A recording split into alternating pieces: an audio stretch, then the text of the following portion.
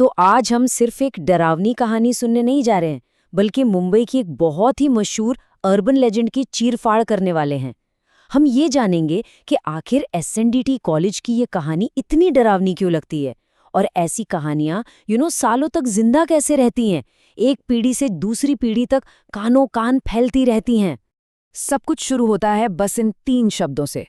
जरा सोचिए, एक अंधेरी वीरान क्लासरूम और वहां चौक अपने आप ब्लैकबोर्ड पर यह भयानक पैगाम लिख रहा हो। ये वो पल है जहां कोई कहानी सिर्फ सुनने की चीज नहीं रह जाती, बल्कि एक खौफनाक तजुर्बा बन जाती है। तो चलिए इस जगह और इस डरावनी कहानी के बिल्कुल दिल में उतरते हैं। ये कहानी है मुंबई के एसएनडीटी कॉलेज की। एक ऐसी जगह जो दिन के उजाले में तो शिक्षा का मंदिर है, पर रात के अंधेरे में एक अनसुलझे रहस्य का घर बन जाती है।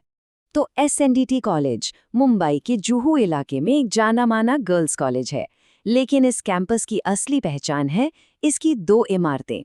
एक बिल्कुल नई और चहल पहल वाली, जहां आज भी स्टूडेंट्स पढ़ती हैं, और दूसरी पुरानी, वीरान और रहस्यमयी, जो इस पूरी डरावनी कहानी का सेंटर है।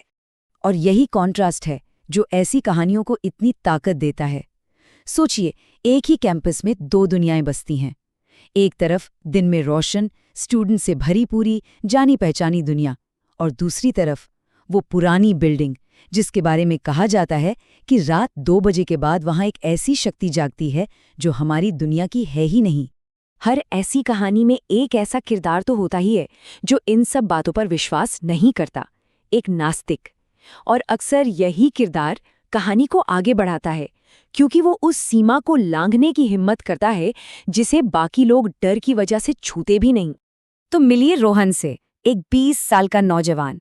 जब उसकी दोस्त, जो इसी कॉलेज में पढ़ती थी, उसे इस प्रेतवादित बिल्डिंग के बारे में बताती है, तो वो हंसकर टाल देता है। उसके लिए ये सब बस मनगढ़ंत बातें थी, अंधेरे से डरने वालों के लिए बनाई गई कहानियां। और बस यही कहानी में एक जबरदस्त मोड़ आता है।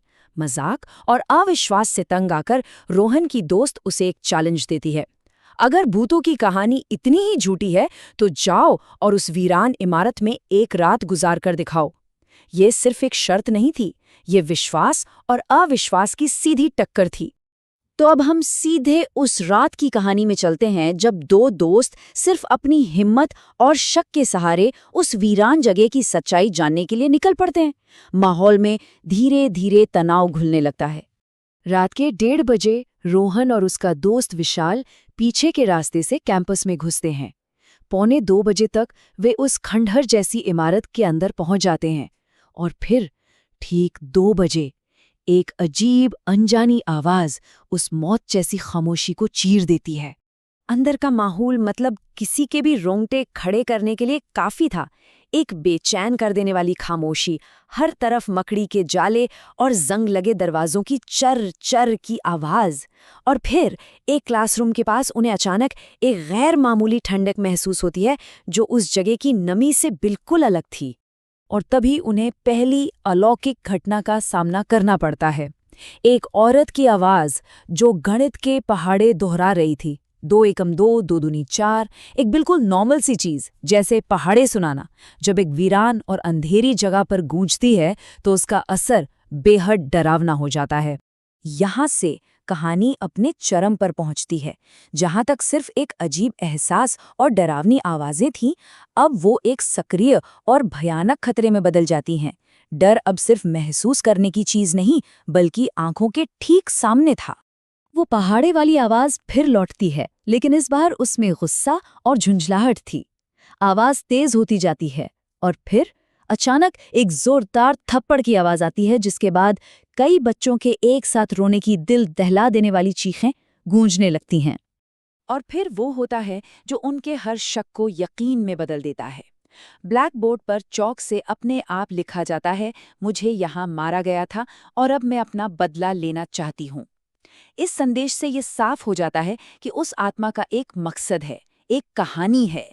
ये सब देखते ही दोनों दोस्त अपनी जान बचाने के लिए क्लासरूम से बाहर भागते हैं। लेकिन जब रोहन कांपता हुआ इमारत के बाहर पहुंचता है, तो उसे एक भयानक सच का एहसास होता है। विशाल तो उसके साथ है ही नहीं, वो अकेला है। रोहन घबराकर विशाल को आवाज लगाता है, और तभी उसकी नज़र पहली मंजिल की एक खिड़की पर पड़ती है। विशाल अंदर फंस गया था। वो रोते हुए मदद के लिए खिड़की का शीशा पीट रहा था और उसके चेहरे पर मौत का खौफ साफ दिख रहा था। हिम्मत करके रोहन वापस अंदर जाता है। जब वो उस क्लासरूम में पहुंचता है ना, तो जो नज़ारा वो देखता है ना, वो उसकी आत्मा तक को कंपा देता है। विशाल जमीन पर बैठा डर से पहाड़े दौड़ा रहा था और उसके सामने एक औरत खड़ी थी। फटी हुई काली साड़ी, गलती हुई त्वचा, सूजा हुआ चेहरा और आंखें आंखें पूरी तरह सफेद, और वो विशाल को देख के पागलों की तरह मुस्कुरा रही थी। जैसे ही उस औरत की सफ़ेद आंखें रोहन पर टिकती हैं, वो उसकी तरफ बढ़ने लगती है। रोहन घबराकर सीढ़ियों की तरफ भागता है, लेकिन उसका पैर फिसल जाता है और वो सिर के बल गिरकर बेहोश हो जाता है। और यहाँ उस रात की कहानी एक अनसुलझे मोड़ पर खत्म हो जाती है। तो उस रात के बाद आखिर हुआ क्या, इस पर नज़र डालते हैं। क्योंकि किसी भी शहरी कथा की असली ताकत इस बात में नहीं होती कि क्या हुआ, बल्कि इस बात में होती है कि वो कहानी लोगों के बीच जिंदा कैसे रहती है और क्यों। और यही इस कहानी का सबसे दिलचस्प हिस्सा है। उस एक रात की दो बिल्कुल अलग अलग कहानियां हैं। रोहन को याद है कि उसने विशाल को भूत के साथ फंसा देखा। वहीं विशाल कहता है कि वो पहले बाहर भागा और उसने रोहन को मदद के लिए खिड़की पर चिल्लाते देखा। ये विरोधाभासी अर्बन लेजेंड्स का ईंधन है। जब कोई एक पक्का सच नहीं होता, तो कहानी में हर किसी के लिए अपनी कल्पना की गुंजाइश बन जाती है। तो ये कथा आज भी जिंदा क्यों है? क्योंकि ये सिर्फ एक कहानी नहीं है, ये एक चेतावनी है, एक नियम है, जैसे कि अंधेरा होने के बाद उस क्लासरूम का नो गो जोन बन जाना। कहानी को एक बदला लेने वाली आत्मा का मकसद मिलता है, जो उसे ज्यादा मानवीय और भी डरावना बनाता है। और सबसे बड़ी बात, इस अनुभव ने दो नास्तिकों को विश्वासी बना दिया। जब एक शक करने वाला यकीन करने लगे, तो ये कहानी के लिए सबसे बड़ी गवाही होती है। तो ये सवाल हमें उस रात पर वापस ले आता है।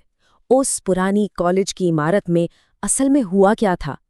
क्या वो डर और अंधेरे में इंसानी दिमाग का कोई खेल था, या वाकई वहां कुछ ऐसा था जो हमारी समझ से बिल्कुल परे है? शायद सच इन दोनों के बीच में ही कहीं है। और अंत में एक बड़ा सवाल, हम ऐसी डरावनी कहानियां आखिर सुनाते और सुनते ही क्यों हैं? शायद इसलिए क्योंकि ये हमें हमारे जाने पहचाने दायरे की सीमाओं की याद दिलाती हैं। ये हमें बताती हैं कि हमारी समझ से परे भी एक दुनिया हो सकती है, और शायद एक सुरक्षित दूरी से हम उस अनजाने के रोमांच को महसूस करना चाहते हैं। इस पर जरूर सोचिएगा।